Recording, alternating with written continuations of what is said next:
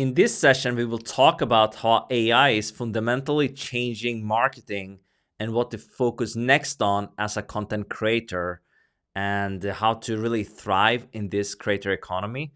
And I have no one other than Neville Medhora from copywritingcourse.com with me.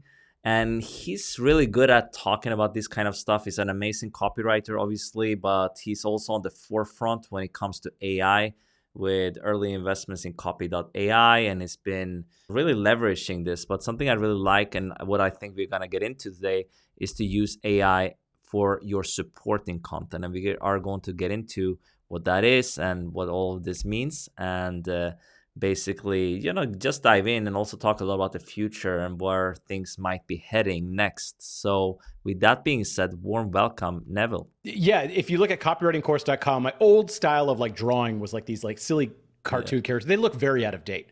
And so if you go to the main homepage, there's this crappy looking GIF. It's grainy, it's not good, and it points at the email sign up. It says sign up your name and email. And it converts so high, between 10 and 12%, that I've tried split testing it to change it to make it a little bit more updated, a little more professional. I've never been able to beat it. And so that's why it's still people are like, what is this? But there's something about it being so weird and unique that people are like, oh, let me see what happens. And so I think there is a little bit of intrigue in that. And maybe there's a marketing lesson in that. Yeah, absolutely. And I know you have been also getting into AI and stuff like that. I know you also have been in the space for quite some time, getting in with, I think, copy.ai, right? Since the very beginning. Yeah. Can you talk a little bit about that and how that affects the copywriting world, which you're very involved? You have a community of thousands of entrepreneurs and business owners, right? So I'm sure you hear a lot of questions and what they are asking you and how this might affect the future of the content creator industry and the copywriting world. It's going to affect every piece, much like the web 20 years ago affected every piece of content distribution and reading, right? There is not one sector that's been untouched by the web, really. Even if you're a plumber doing offline things, the way you market, the way you get reviews is all online, right? So I think there's going to be this Cambrian explosion of inserting AI into whatever existing software there is. So to ignore AI is crazy, but there are certain things that it's really good for and that it's not good for. And when you first play with some AI demos, you first play with it and you're like, oh my God, I can't believe it. Then you notice 3 days later, you're like, I never actually use that anymore. Whatever happened to that? And so it's important to use AI frequently to see what's real, what's not. So I can shed some light on that. So of course, I run copywritingcourse.com. We have about 1,000 members and we upgrade people's copywriting. We teach copywriting. I get to see what works, what doesn't. And that's constantly changing. And obviously AI has been a huge part of this because previously, about a year ago, copywriters were sitting there writing YouTube descriptions. They were adding tags onto YouTube videos. They were writing cold emails. Now there's ChatGPT that could just do it all. And I've been involved since this was called GPT-2, which was almost totally useless. GPT-3 came out and companies like Copy AI started making it to where you can actually use it in a usable format through tools. And then ChatGPT came out where you could just tell it to do anything. It didn't matter what specific task it was. You just tell it to do anything. This is a brand new functionality that didn't exist just a year ago. And I think we're just getting started. So has this affected the copywriting industry? Absolutely. For example, people used to get hired to write YouTube descriptions, good YouTube descriptions. Now you can just tell ChatGPT, take this video, make a description out of it. And it does it. Now, is it as good as a human yet? Not 100%, but it does it instantaneously for free. So that means it does it pretty damn well. So what I've noticed is that almost all supporting content is going the way of AI. So what that would mean is, let's say me and you record this, right? Yep. Now, let's say you upload this to YouTube. You're going to have to write a description, think about what do we talk about, look at the bullet points, reread the transcript, do all that. Now, bam, you can just have AI do it, right? Adding the tags, what's this about? Is it about marketing, education? All of that can be done by AI. So what I'm most excited about is if you are a content creator, you'll actually get closer and closer to this goal of just talking into a camera or telling you what it wants, and it makes the blog posts, it makes the social media posts, it makes the descriptions, tags, all that kind of stuff. So I think AI for supporting content is amazing. When I'm seeing people custom write out a description, I'm like, just tell AI to do it. It's not that important. Just have it do it. So is it going to affect content creation? Absolutely. And I think right now already it's really good at making supporting content. And that has helped me make a lot more content without having to do as much.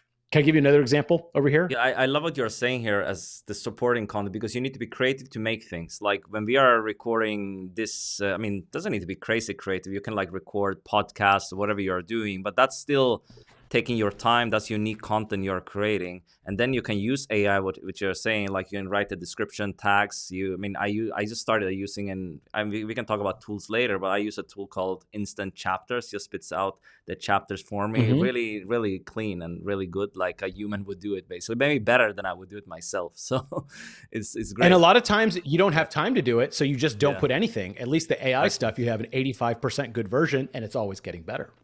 For sure. One other thing is just remember that when all this AI stuff is coming out, it's integrated with images, video, all that as well. And so most people will upload let's say a video podcast with multiple cameras and have to spend 3 hours editing back and forth. Navid's talking, Neville's talking, Navid's talking, Neville's talking. This is boring monkey work. Now there's a plugin for Adobe Premiere called Autopod. It just does it. It edits the whole video for you, right? So just back and forth. Incredible. And you can watch the demo online, just type in Autopod editing and find a video of it. And it just goes, it's like a human. I don't know if Fire Cut as well. I'm not sure if it's the same, but I think it also it's for multicam setups, and it's like really useful. Yeah. I wish that comes out for Final Cut. I'm using Final Cut for a lot of stuff, and it would be, even for things like online interviews, would be useful for, we talked in the pre-chat, I'm using Riverside, but it's more editing involved because they can't switch. Now I'm switching because I'm using Ecamm for this session. So we can do side by side. We can do like you're speaking and stuff like that. So yeah, but that you can do with AI in an editing software as well. And that's just going to be considered normal. Right now, we're calling it AI. Like in 5 years, we'll just be like, oh, it's just editing. That's yeah, but haven't you seen like before, like a lot of tools have had AI for the longest time. Like vidIQ, for example, is a YouTube software. I mean, like a lot of tools have had it. Now it's just becoming more prominent that they actually highlight that it's an AI feature. I think a lot of companies need to do that. Otherwise, they are not as interesting to the potential customer, right? Well, that happens when there's a new technology. You use the buzzword because it gets a lot of, like this happened with electronic things back in the 50s. Yeah. Right. Like an automated dishwasher was a big thing. So it's like, it uses electricity. That was the thing. And now we're like, it uses electricity. Like who cares? Like everything does. And so the same thing happened with the web in the 2000s. If it had a .com on the name, the stock automatically went up because it was .com, right? And so right now it's AI. 10 years ago, AI was called machine learning. Everyone's using machine learning. Then it was Web3, crypto. All these things have their little heyday. They go through a bubble, they go back down, and then they start slowly coming up more useful. So AI is in that thing where it's like, it uses AI to do this. It's like, I think in 2-3 years, no one will care. That'll just be like, yeah, of course it uses AI. Yeah, it will be pretty normal. But let's get into a little bit how you're actually using it with actionable strategies in your day-to-day business. What's your workflow? Yeah, I think my content's unique enough to where it's difficult to get as good of a newsletter currently with AI, right? It writes generic articles. So. Yeah. It's not like the greatest content on the world that someone would tune in for. They want to hear from me. And I think at the moment I have a lead on the AI in terms of interesting in that sense. However, let's say I want to make an image that says, what are all the different parts of copywriting? What are all the things a copywriter does?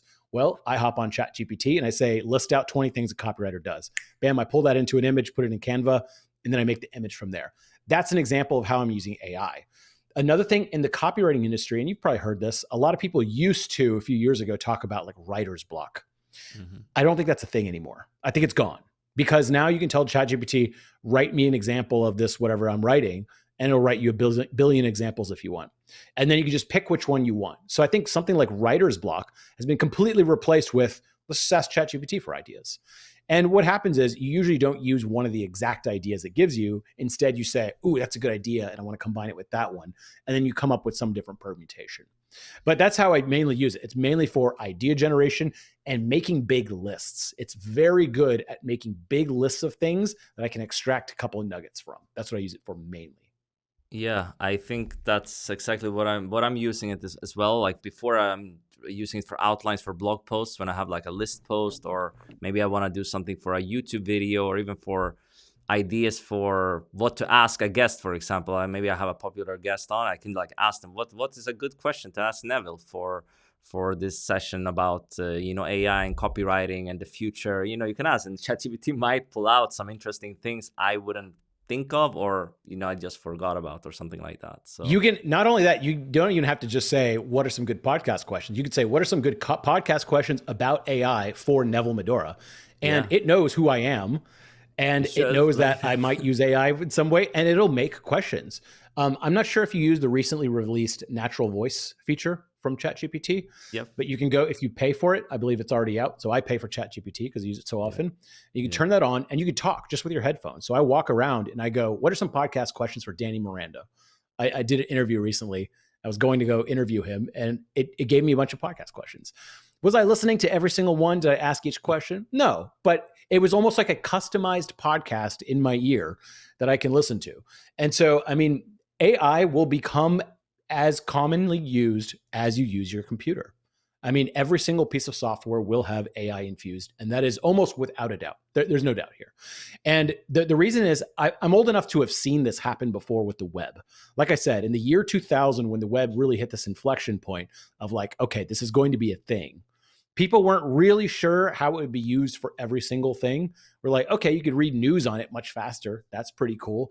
But you couldn't predict the rise of like mobile phones and then an Uber, right? That was like a second order effect of the internet. That was very not obvious.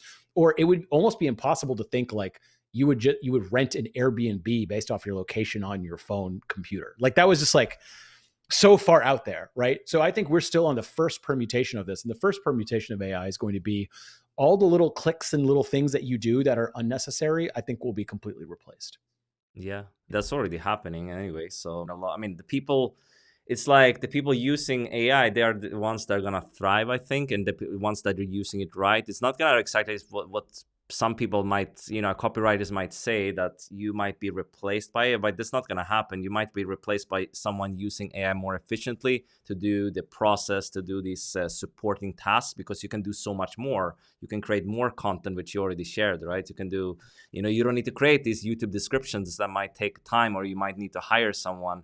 And it's probably like one person can do the same job as maybe a team of 5 or 10 in a few years, which is really exciting. So Whatever takes yeah, 10 will take one. Yeah. yeah, And exactly. I mean, one thing I relate back, I think about like the year 1999, 2000, once again, like the dawn of the internet. And I think of like a local news broadcaster on TV, right? The person reading the news, reading the weather, that is so unbelievably obsolete now, right? Like I just check the weather exactly to my location within feet of what the weather's going to be, what's going to happen. Watching it on TV and tuning into a TV channel to watch it just sounds like some dinosaur stuff now, right? And Yeah. in 20 years, what we're doing now of us chatting over like boxes in like our rooms might seem like complete dinosaur stuff. Yeah. This is going to be comical, and we'll tell our kids like one day we had to meet at the same time and talk, Yeah. and we both had rooms with cameras in it and lights and like that people couldn't see. That's going to be hilarious.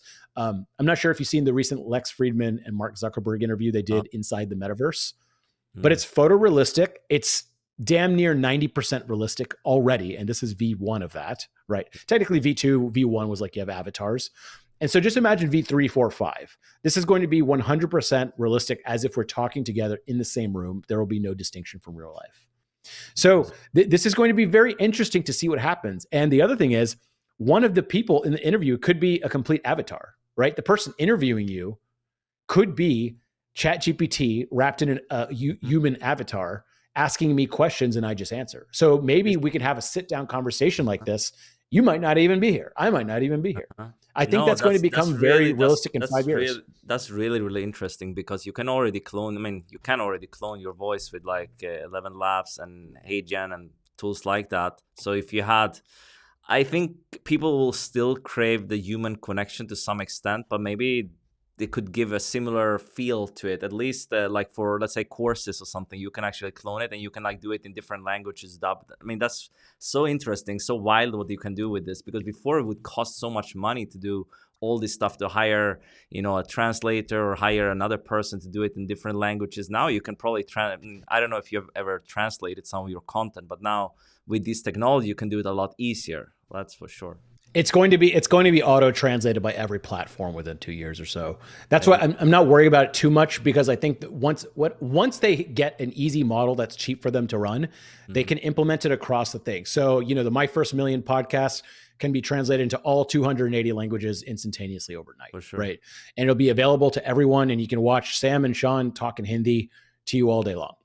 And so I think that's going to be what you mentioned about creators are going to become more powerful. You'll have potentially far more distribution. You'll also have potentially far more competition. Yeah. I also do something similar to this whenever I record short videos. Sometimes I'll ask myself a question and just answer it, and we'll cut up a clip on Instagram. Like if you search my clips, Neville Medhora, it looks like I'm on a podcast for everything. In reality, a lot of times I'm just staring at a blank wall. I'm recording a question being like, yeah, the way I would do this. And it looks like an interview, but there's no one there. In the near future, I'll be able to have an AI interview me that looks like a person, maybe even someone I know. Maybe I could say Noah Kagan, my buddy, will ask me these questions, but he doesn't have to actually come here and get dressed and all that stuff. It could just automatically do that. And so this is going to open up, that's the first order consequence of these that we can already see. What's going to be the second order consequences of those? It's very difficult to tell, and it's going to look extremely weird to us now. Yeah. I think if you have kids and I have kids, when they grow up, they're not going to care if what they're watching was created by a human. I don't think so.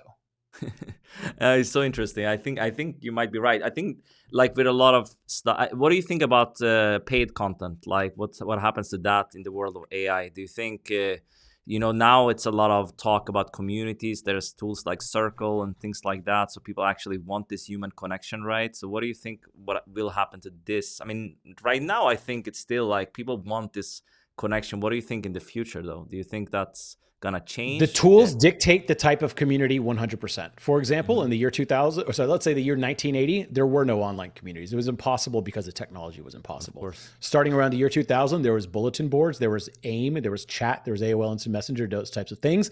That's how communities were formed. Then forums came along, and then forums were the big thing on the web up until about 2008. Facebook started going hard on Facebook groups. Facebook groups absorbed almost every forum on the entire internet, right? And solved a lot of the problems that some of the forums had with spam, et cetera, not knowing who people are. And now I think people are like, I don't want to only be on Facebook, and they're branching out. And the reason is there are new technologies out there like Circle.so, which has started only recently. And these new generation of community things, for example, Slack, it just didn't exist 10 years ago. And so now there's Slack communities. Sam Parr runs Hampton on Slack. And so you can now have all these different communities. I have a heavily modified forum called Envision Community, and we heavily mod it, and that's how we run our community. And so there's these new tools that will enable new things. I think what's going to happen is these things like Circle.so are going to get better and better. And then the next iteration will come about, and that is going to be VR. And likely what's going to happen is I think tools like Circle.so will probably introduce those features into your community, or Facebook will do it. And then you can have meetings, like instead of me looking at you on a silly screen over here, it'll look like we're in person. And I think that's going to be the new generation of online communities. And that is going to turbocharge it to a degree that's very unfathomable, because the in-person experience will be nearly 100% replicated, if not improved upon. Navid, have you ever used MetaQuest or any of those types of things, VR? Not yet, but I'm interested to explore this a lot more, actually. One, it blows everyone's mind when they first try it, but then you realize there's not too many uses. But what happens is you could try the Meta Workplace, and right now it's like a cartoony version of you. But here's the thing: if there's several of us in the room, and I've tried all of these things, it's mind blowing. Early stages, but mind blowing. If I look to one person, it's like I can hear them better. If I look to another person, I can hear them better, just like real life. We can select any environment to be in. So instead of just being in this room, we could be in space. We could be at a carnival. We could be anywhere we want. Oh, you can write on a whiteboard. You could share your computer screen. This already exists.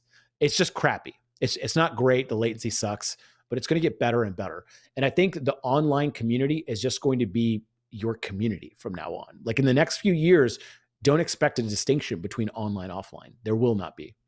So I think that's what's going to happen. And if you think about it already, whenever you hang out with your friends, don't you text them first, you call them first, you basically interact with them digitally before you interact with them offline. That is the norm. So I think it's just going to accelerate into this crazy world that we can't imagine, but it's going to be a lot better, I think. And we'll be able to hang out with all the friends we want to, no matter where we are.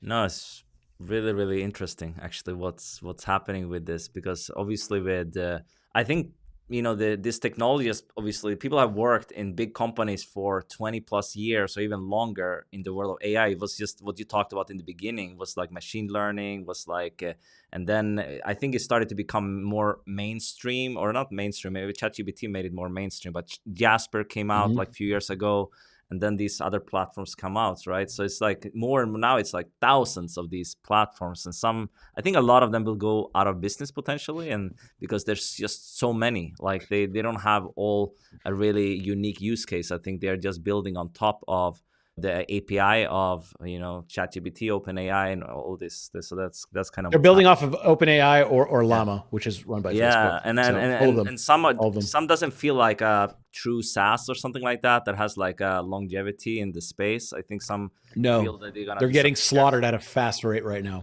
Yeah, Because that's what if I all you just. do is you're a ChatGPT wrapper and you're just like, hey, you could use ChatGPT. It's Yeah. like, I could also go to If you have chatgpt.openai.com a and really simple use it tool for that free. doesn't cost you a lot to run, maybe that's a good angle. Or what I've seen a lot is to offer something to your customers. Like maybe you have a webinar course or a course about some. Maybe you have a course about copy or like a community. Maybe offering some unique things, so they don't need to act as prompt engineers in the ChatGPT, right? So you already have some stuff that's already there. Like for example, creating a webinar, you might need a certain things. And my friend John Schumacher, he created like a set of prompts or questions to ask, and it's just like using the API basically, and it's but that's Well, in. Yeah, I think what's going to happen is that most of the value created by AI is going to go to existing companies. It's not yeah, going to go to new companies. There's going to be new players like OpenAI, which will likely be a Google of our generation. for sure. It seems unlikely that they're going to lose their lead in the next 5 years or so. And Yeah, so there's going to be some new players that just came out of nowhere and just dominated. But I think what's going to happen is, like, a company like Canva is implementing AI to every tool they have at an astonishing pace. hmm, An astonishing pace. Every day there's a new update. And you're just like, oh, now this has AI. Now this has AI. yeah, And it's because it's so easy to just plug in that API and just say, like, take natural language and then here's our commands. And ChatGPT can understand it very well. And hmm, so existing companies like that are like, okay, we make slides for you. Now they'll just be like, all right, we automatically make the whole slideshow based on a few words like that. I don't think it's going to be new companies per se that do yeah, really well at this. It's going to be existing companies with the existing infrastructure, and it takes them 2 seconds to implement AI. And so you're seeing that with HubSpot. hmm, They made ChatSpot. So instead of like going through and clicking all the stuff in HubSpot, you just say, make me an email flow that sends out 3 emails, create them for me about copywriting, and send them out every other day. And it just does it. yeah. I mean, it makes That's sense. It that's makes going to be Yeah. crazy for some of these big companies. They're going to get even bigger. Yeah, but it makes sense because they have the infrastructure, they have the money behind it as well to do it. Like HubSpot, huge company, multi-billion dollars, right? So they can, implement AI. They have probably worked with this for years, and now just like making it more prominent, making it like, because AI is the buzzword, right? And they're integrating that to their email flows and everything they offer. But something that is kind of interesting as well is with the quality versus quantity, because now you can create so much more content using AI. So what, as a copywriter, you have written for some, big companies, you have clients, you have customers. What do you see like in terms of this, and how to maybe make yours stand out, especially if you're going to use AI? Not, we talked about supporting content, but if you're going to use it in your writing process a little bit to come up with ideas and stuff like that, how do you ensure it's a quality as well? Well, I think the things people are going to be looking for are a little bit different. So it used to be 5-10 years ago that people were just looking for a listicle, right, on Yeah. Google. Now ChatGPT can create you a custom listicle, right? So what are the best refrigerators to use? It can create a list like that. It could also do, what are the best refrigerators that are 7 feet tall, 3 feet wide, and can go up to 52 degrees Celsius. It could find all that stuff out for you instantaneously. And there's no way that a human writer would ever be able to get that granular for you. So there's just going to be whole new categories that are going to be dominated by AI writing. So for example, listicles, things like that will be dominated. I think the thing that a human can still do is documenting their journey and their experiences, right? So A computer can maybe make up fake experiences. But what I can say is like, I once wrote a book and made $10,000 from it. Here's how I did that. That's going to be a little bit of a harder thing for an AI to replace because it hasn't actually done it. At some point, maybe it could, right? Or it could just make up a fake version of it. It is good at doing that. And so I think that's what's going to be the domain of humans for a long time. The other thing is, I've seen a lot of the website generators. And here's the thing, the technology will be perfect at some point, but it is not yet. So we're in this weird phase of, yes, you still need to go over and review stuff. But I think what's going to happen is, instead of these static pages that we're used to, like you make a landing page and it just does that, I think what's going to happen is there's already glints of this happening. They're just not good yet. You're going to have a page builder that ties into your WordPress or whatever thing, and it constantly tries new variations. So it tries out a different picture on your website. It tries out a different headline, and then it takes all the data and makes the best converting version of that. So I think what will happen is, you make a basic web page like you want it, and then it's going to try different permutations one at a time until that web page is about as good as it could be. I think that's going to be very common in the flow of a copywriter or a CRO person. So I think that's going to be very common, that this like dynamic. I just had 10 Web for the summit. Like, I don't know if you've heard about this platform. It's actually can generate like a website using AI. You just have some questions to fill out, basically.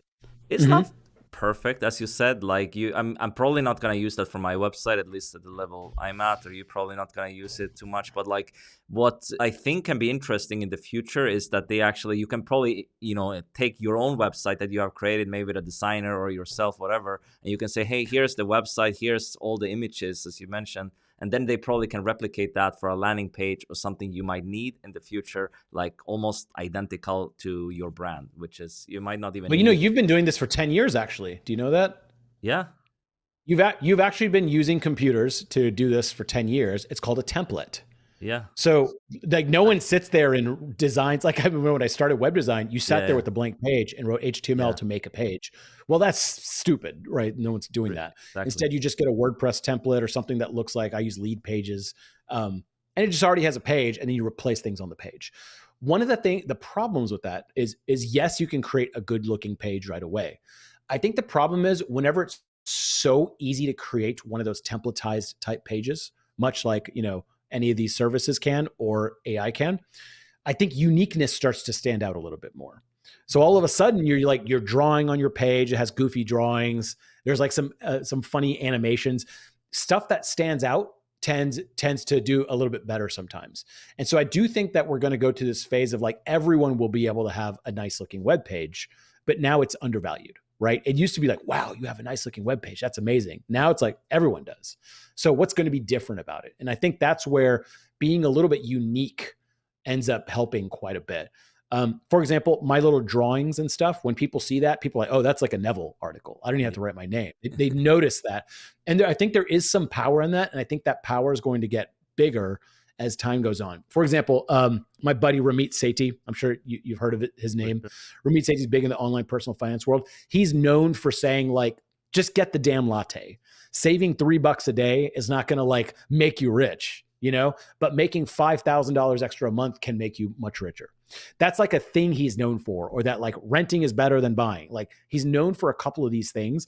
And I think being known for a few things like that, or having a unique style or point of view, is going to be even more important in the age of AI, where AI will be able to create any just generic supporting content. So I think it's going to be much more important to have some sort of like, I don't know about having like a shtick, but something that stands out a little bit different. Yeah, totally. Because you say, if you've been doing stuff for a while, you have also templates or you have already developed your voice online when you're writing. When you see an email from Neville, it's from Neville usually, because he has like these drawings, and it's every week he sends out these, you have a few sections, right? And you even have a drawing in each email. It's it's from I actually changed the name, and maybe it was a mistake. It used to be called the stupid email. Swipe up a picture interesting and drawing. And I changed it to Swipes, and now like no one says Swipes. It's like a normal name. But when it was called stupid email, everyone knew it. Everyone was like, "Oh, the stupid email! I love the stupid email." Their eyes lit up What's when we in it, talked Neville? about it. There was an acronym too, right? Like you had like, because now it's an acronym. Swipes. You have like, it means something like each. It's the same. I call it a backronym, where it's like you make an acronym out of something. So now it means like swipe, wisdom, interesting, thought like that. But before it was swipe, uplifting picture, interesting drawing, something like that. It's like stupid.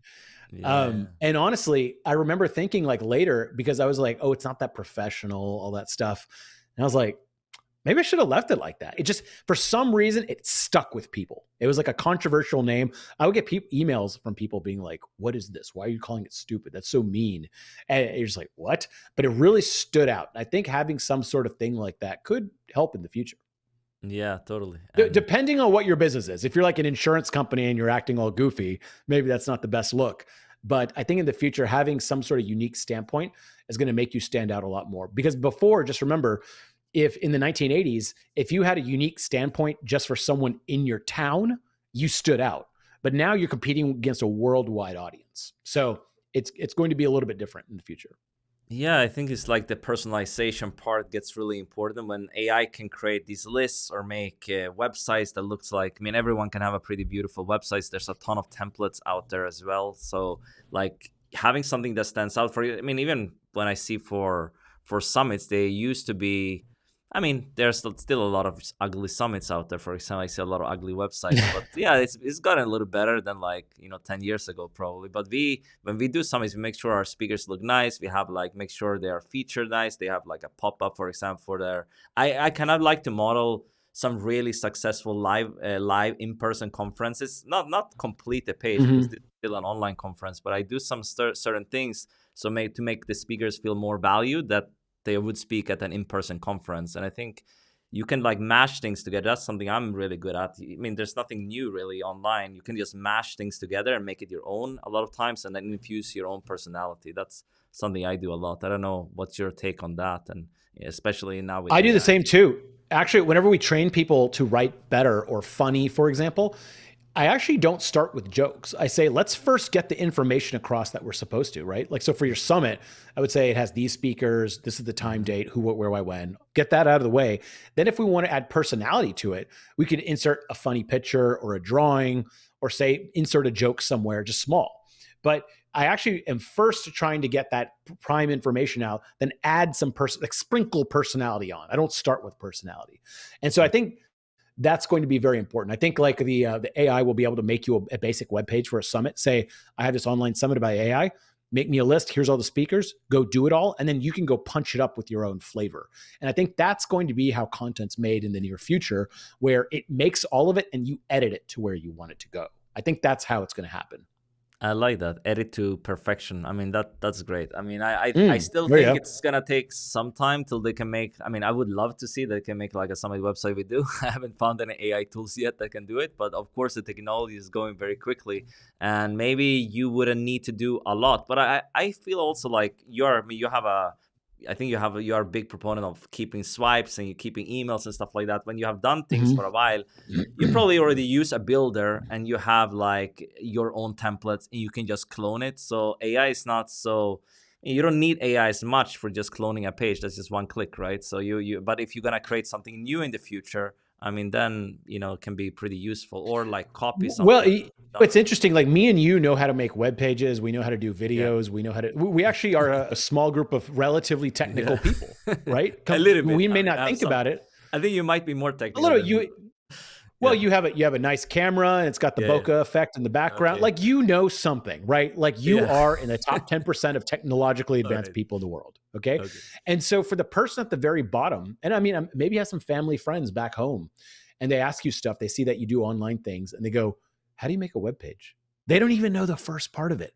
I ask people sometimes, they say, I want you to make me a web page. And I go, do you know what DNS means?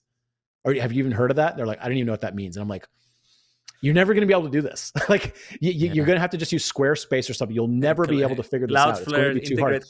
Cloudflare is impossible if you don't know DNS, What is Cloudflare? It goes into your DNS. What is DNS? Like they have no idea what you're talking about. So for that type of person, which is 90% of the world, for an AI to just be like, what kind of web page do you want? It's like, I want to do a summit. And it just makes them a page. That's a huge benefit for them. Yeah. For me and you, we're like, I already have a web page. I'm going to take this section from here. I'm going to take the sales page from elsewhere. We don't need that as much, but you have to remember that we are in this top 10% of technologically savvy people and then there's 90%, most of the world can't do this or doesn't even know what it means or doesn't want to do it. So for them, it's going to be a big leg up to say like, I want a website and it just does it for you. Right. I think that's where people tend to fail, that like, they're like, how much of a big deal is this? Right. Mm-hmm. Like, well, I could just use my templates. I'm like, yeah, but this isn't for you. This is for the absolute beginner that has no idea where to start. So it gets them from 0 to 100 very quick. For us, it gets us from like 85 to 90. It's not that big of a deal for us. Interesting. I never thought of it like I'm one of the, technically savvy people in the world, but well, there you have it. I mean, I guess if you compare it to average people, yeah. I grew up going to India every few years as a kid. And I remember back then it was a legit third world country where you could not get any information in or out. And so we would bring our family members National Geographic magazines because they couldn't get them. It was impossible. There was no way you can get those magazines. So we bring them for them. And even if you ordered them, the mailman would open up your National Geographic and take it, right? So we brought them for them. Now, with the invention of phones, they could get all that information for free, anytime for free, right? And so I think that this kind of technology opens up things that we take for granted to the entire masses. Like a farmer in Africa, a farmer in India with the cell phone can now do things that previously they had no hope of doing. So that is a very thing to think that like a lot of this stuff will be created. That's like, it's like not great for us. Like a crappy web page is not great for us, but for someone who's just getting started, big deal. So that AI will enable a lot more people to be on the web and participate.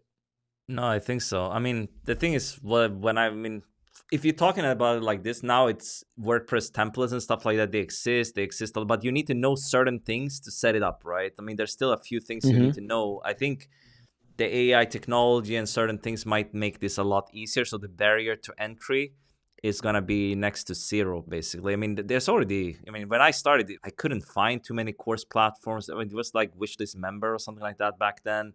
Now, and you still have to install WordPress. Yeah, you had to install it. Now there's so many other ones. Like for community, we have Circle, we have Teachable, Thinkific, there's Kajabi. There's like so many. And when and it feels like it's only like 10 years ago, basically. It's like there's getting there in the rapid pace, right? So many new tools are coming, and I think that's good, because now probably the people who are coming online now, they are less technically savvy than you needed to be. They don't need to do too much. I mean, although they could be valuable to have maybe a coding skill, or like if you studied something way back, maybe in AI or something, you are very valuable now to a company. I don't know, but that's... What if you took Circle.so in its current form, it's essentially your own Facebook private group, except it's your own software. Mm-hmm. You're running it. It just looks like a Facebook group, right?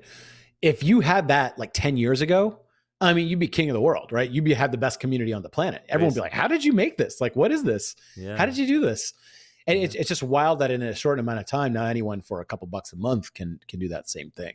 Yeah. What do you think about the ethics when it comes to like AI and stuff like that? What do you think especially when you're creating like... It's going to happen. It doesn't matter. Yeah, doesn't matter. It's going to happen. AI it's such a silly argument in my opinion. It's like is it human versus AI? There's going to be no distinction. It's going to be no distinction. No way. I think Google has also... I don't think you're going to care. Yeah, I don't think you're going to care. Exactly. I mean, I think Google has also shared that they don't care at all anymore. Before they were a little bit, in between, but I think they don't care. In the beginning, they're like, this is cheating. Now they're like, if it's good, it's good. Exactly. If it's good, it's good. If people like it, who cares? Yeah. Exactly. And I think it's like about what we have talked about, like infuse some of your personality and personal experience into the content. If you're using AI, I like a tool called Content at Scale, for example.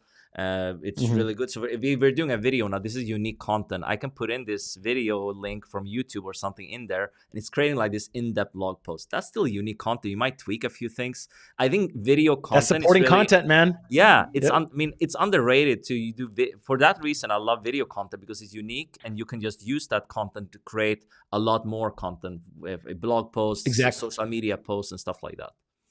100% right. And the other thing, back in the day, I had nevblog.com. That was my first big blog. And I would go to like South by Southwest. upload all the pictures from my digital camera and make a blog post out of it. And it was excellent because it would describe everything I did. Yeah. That whole thing of like writing a blog post about what you did, one, it takes hours of time. It's hard. It's a lot. It makes a timeless memory, but damn, it's a lot of work for almost no reward. And now it just went to like Instagram stories and such, right? Where you just post a picture and it kind of goes off into the ether. Maybe you could create it into some sort of like photo roll or something somewhere. But I think what's going to happen is that you'll just have AI, you'll do cool things, you'll take photos, you'll take videos, it'll make all the blog posts out of it, all the social media, all the supporting content. And you're right, this is what we do all day, and it will create all that other stuff for you. That's the end goal of it, I think. And then ultimately, it'll probably replace whatever this is. But I think that's far enough in the future where it's just like, it's maybe a thought to have, but I don't know. Like if I think really far out, like 10 years, it's 5 years is hard enough to predict at this stage, because even a year ago, ChatGPT didn't like exist in its current form, and it's moved so fast. So it's like 5 years. Who the hell knows what's going to happen? 10 years, it's impossible to tell. I almost wonder, I'm like, are we all just going to have to be doing things that computers can't do, which would mean like moving things around? Like, will everyone be a plumber or electrician in the future? Right? Like content creator would be like some people, but like, I do wonder that at some point that this gets so good, is there some sort of like safe haven to take in, like you run a plumbing company or something physical that robots currently are not good at? The interesting part, like if you think really far enough out, what do you think about like really creative people? Like, for example, the photo. I mean, now we're seeing like Midjourney, we're seeing DALL-E 3 and things like that can create pretty good things. But the creative process, some people do enjoy that, right? Making the videos, editing certain things. Some people enjoy it, especially in the creator economy. They like doing things. I think some people, they should probably move into being a business owner a little bit more as well, and not doing everything themselves, but each to their own, right? If you're a photographer, you probably like taking photos. So what do you think about this, especially if you're making money from things like that currently? Well, so that's the doomer attitude I have of like, that's the bad case of like, you need to be moving things around in the physical world before robots take over, because creativity is proven that we know what that is. Mm-hmm. Creativity is taking a couple different things and putting them together. Joe Rogan's creative because he has MMA experience in podcasting. He puts them together, whatever he does. That's creativity. It turns out GPT-4 can do that quite well, like very, very well, and at scale. Yeah. So I don't think that like humans have anything specifically different about us that in the future that can't be replicated. However, the hopeful thing I will say is 20 years ago, every single friend I have right now, their job did not exist. It was impossible. It didn't exist. It wasn't even thought of. So 20 years ago, I was graduating high school. I couldn't imagine I'm just like sitting here staring on a video conference, right? That just wasn't even possible back then, except for So Grainy, and that all these people would be watching it, right? Mm-hmm. It was very difficult to imagine that like I just sit here talking to you about stuff and somehow we end up making money from this, right? That was not an option back then. And so what's going to happen in another 10, 20 years is going to be difficult to create. Once again, like the first order consequences of ChatGPT are obvious. The second order are impossible. The third order, there's no way. And so we can't tell. And I think what's going to happen is there's going to be a whole class of new jobs that just get created and interesting ways people make money that we never would have thought of, right? People play Elden Ring and then like, game the game to get gold coins and they sell them and they make money like that. That's their full-time living. That would have been stupid 20 years ago. There'd been like, what are you talking about? People were playing a game and making money. Now gamers are, big time stars. The fact that these things create jobs at such a rapid pace, and then at this point in history, when we all thought that we'd all be automated out of a job, more people than ever have jobs, is something hopeful to think of. But I also do think that what aspect of human creativity will not be able to be replicated by a machine? And I'm not sure. That doesn't mean that it's pro or con, but what it tells me to do, the course of action to take, is stay on top of this stuff. Yeah, I think that's what you need to do. Like watching, learning about new technology has always been useful. Like the people who didn't jump on, the first wave of the internet, right? They probably kicking themselves, right? Because you probably knew about it, but you didn't like jump on. I was probably one of them. Internet. I kind of started to see more people selling online maybe in 2004. That's when I got like interest, but I still didn't start until like 2012, 2013.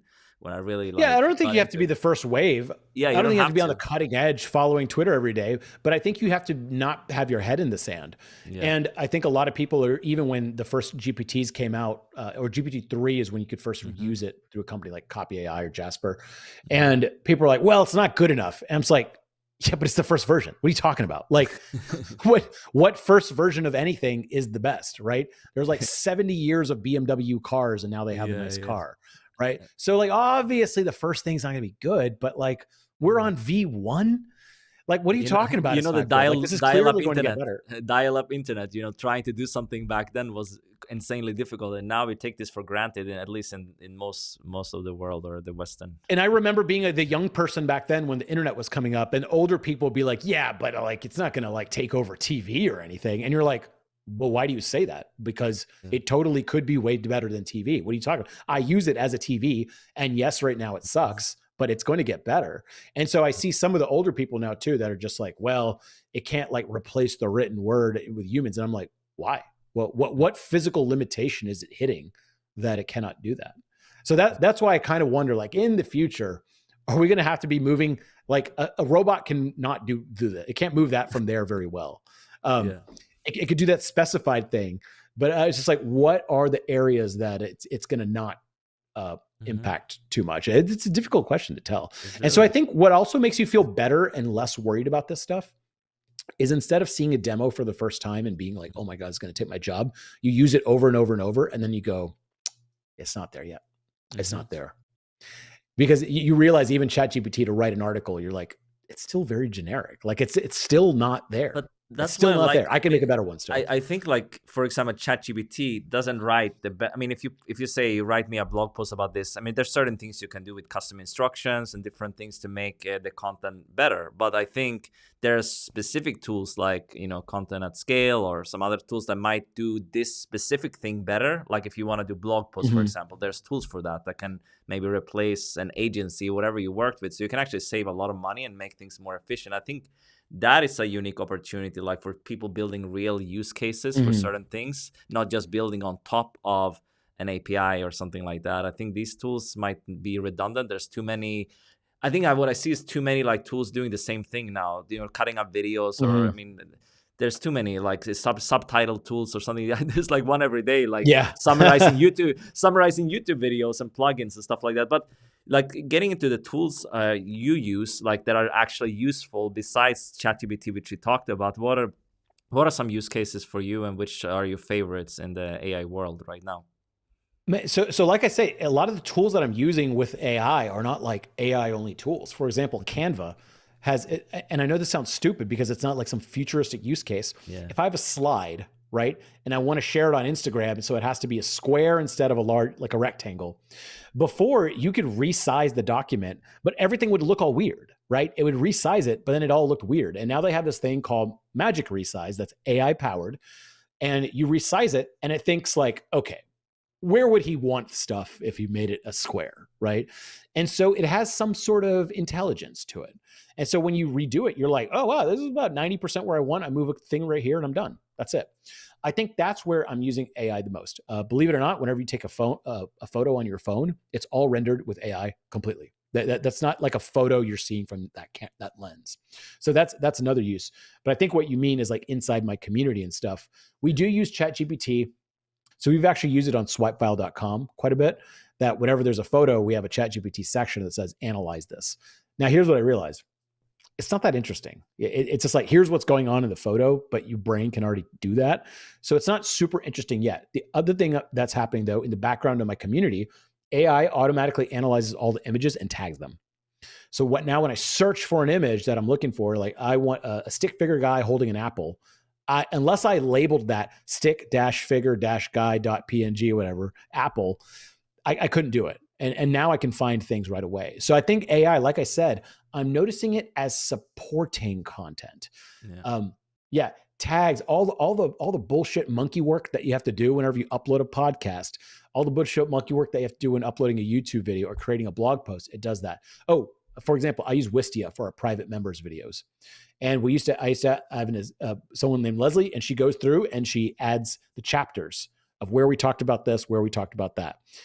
I don't know if you've ever done this. I'm sure you have. It takes forever. You have to watch the entire interview, make notes, and then manually enter it. Guess what? They just implemented a thing 2 days ago. AI does it. Done. Every video of mine now has chapters, all of them. And I didn't do anything. That's where I'm seeing the AI stuff go like, holy shit. That's like, we would have just had the bandwidth to do that.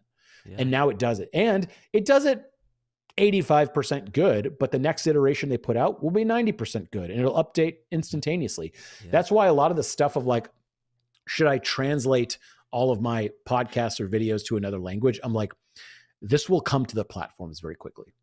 Yeah, I do think it will come to the platforms. But what do you think about having your own voice actually being there? So actually that you need to train, at least for now. It's how's the technology. I think it'll all move that.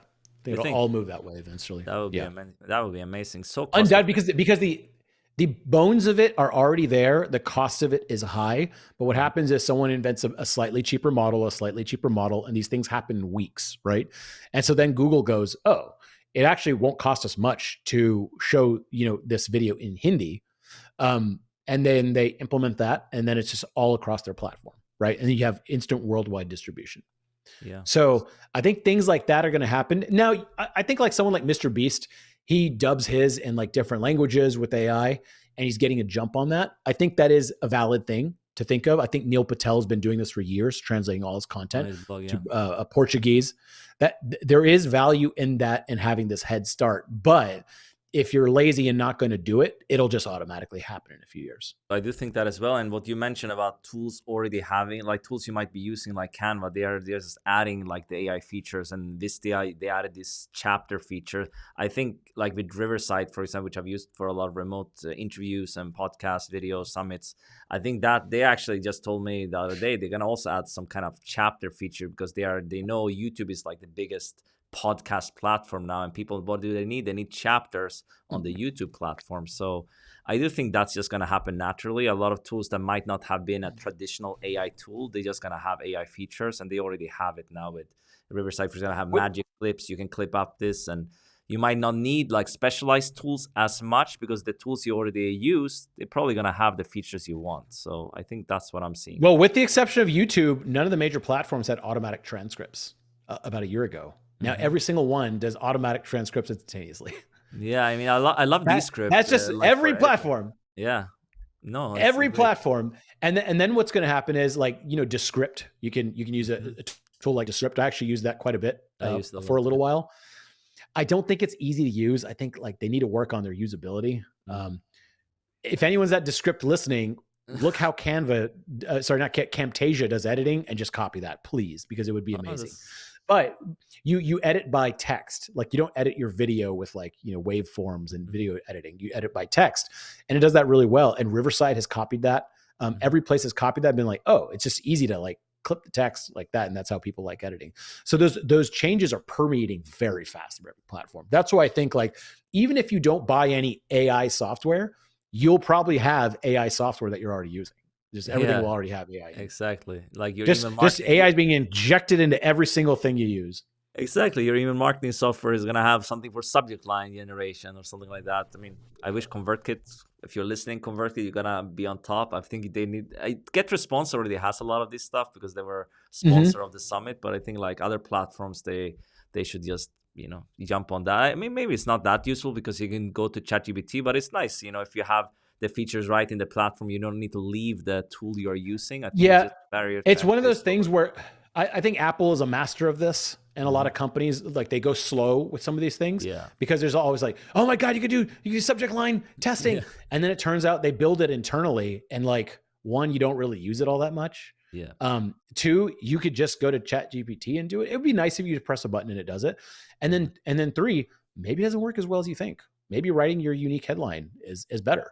And so there could be a multitude of reasons, but eventually that will be in there if it's a useful tool. Yeah. So I think all these platforms will eventually, they'll compete. 20 years ago, all the different email platforms barely had any functionality. Then ConvertKit came along and started stealing a lot of customers from these places. And they're all like, holy shit, we got to add more stuff. And they all started adding all the features that ConvertKit adds, right? And so like competition takes care of this problem. So Yeah. as a consumer, it's good for us. Neville, this has been a great, conversation about different things related to AI and the future of marketing, all this. We covered a lot of stuff actually, but do you have any final words of wisdom for anyone, a creator who want to get started? Maybe they are dabbling with AI. Any final words you want to share? Yeah, I don't know if you're dabbling with it, you should be dabbling with AI, so to say. It is helpful to keep on top of it. But Yeah. if you're using any of these programs, you're using Adobe Premiere, it now has plugins that are AI integrated. Using Photoshop, now it has AI integrated. Using Canva, it has AI integrated. If you're just using a lot of these softwares, I think that's going to make you a very powerful, technologically advanced person. I don't think you necessarily have to be a hardcore coder, although even better if you are. But just using some of these softwares to create and put out stuff repeatedly, you'll automatically start seeing like, oh, there's an AI feature that just does this. And that's how you use AI. I don't think you actually have to like be up to date on all the new models, all that kind of stuff. Just use software to create content and keep putting it out repetitively. And I think you'll start to see results. Absolutely. And the best place to connect with you is just copywritingcourse.com, right? Copywritingcourse.com. Yeah. So one, of course, it's like a course and we teach you how to do copywriting, emails, I mean, newsletters, it's a sales blog pages, too, all that newsletter, stuff. right? I mean, It's a blog, but we also have funny. You had with K before, right? And then you got the other domain. That's just the yes. story. Yeah. That's amazing. Well, Yeah. because there's the copywriting course community, and if those are all K's, Yeah, you yeah. decipher what that spells. Yeah, but So yeah, now you have the copywriting course, correct yes, spelling of copywriting course. You can the find correct him. spelling. Yeah. Yeah, and so what it is, obviously it's a course, but we also have like a monthly and yearly option to join. And why the reason that is because you have a community. And what happens is you say, I go to navid.me, navid.me is your webpage. You could post that in our community, and myself and other copywriters in there and the community take a look and go, hey, what if you added this here? What if you added more social proof here? What if you added your pricing over here? What if you take that part out? This was confusing. And we mark it up. And it's actually a pretty cool feature. A lot of people don't even realize we do that when they buy our course. And then we also have office hours every Thursday where you chat directly with me over a live call like this. And we take like 10 to 15 minutes with each person. The other thing we could do, I'm doing an Upwork experiment. I'm not going to explain all this. Upwork is a larger platform than people ever realize now. It's grown so big. So I'm trying to get 100 reviews on Upwork by the end of the year. So if you want to take advantage of some free personalized work from me, Wow. copywritingcourse.com/Upwork, and have a project on there where we can get some reviews. And all I ask for is a review in exchange. So that's how you can connect with me. Also Twitter, just look up Neville Medhora. I think there's only 2 Neville Medhoras in the world. And I think I come up as first, of course. So Yeah, that's awesome. That's like my name is not the common either, so it's great. yeah, But exactly. yeah, I'll link up some resources in the description, and be sure to connect with Neville. Leave your biggest takeaways for this session. We covered a lot of different things here about the future of marketing, how AI is going to affect things, and how you can still inject your personality and use the tools you're already using. So I think that will be really exciting, and to see if anything of what we talked about here becomes true. I think a lot of it might happen, at least in the near future. Some of it might actually already exist, and it's just coming at a rapid pace. So yeah, really exciting interview. And Neville, stay in touch, and talk to you soon.